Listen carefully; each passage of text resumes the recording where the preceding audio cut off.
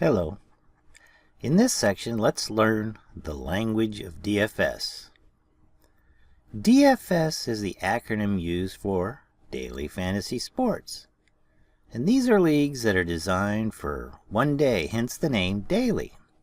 And the season is over at the end of one day, and usually cash prizes are awarded at the end of the competition for that single day. The reason it's important to learn the language of DFS is that a lot of acronyms are used by people in the sport to discuss various topics.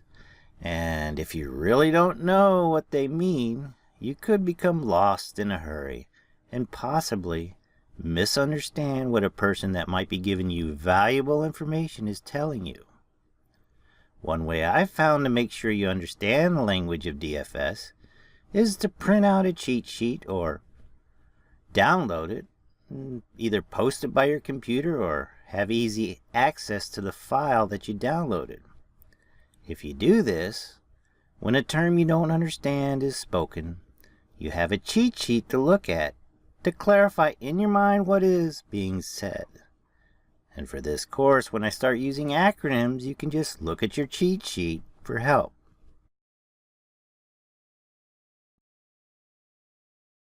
The language of DFS section is divided into 3 lectures. The first lecture is the type of games. This lesson will explain the different type of daily league competitions. The next lecture, I go over some of the DFS player lingo you'll probably hear by different participants and experts to describe situations that occur in daily competition. In the final lecture for this section, I cover some analytical language you might come across when you do your own research and as you listen to the recommendations of other competitors. So what I want you to do right after this video is over is to print out or download the handout that is included in the section. And let's move on and get started with the next lesson, the type of games.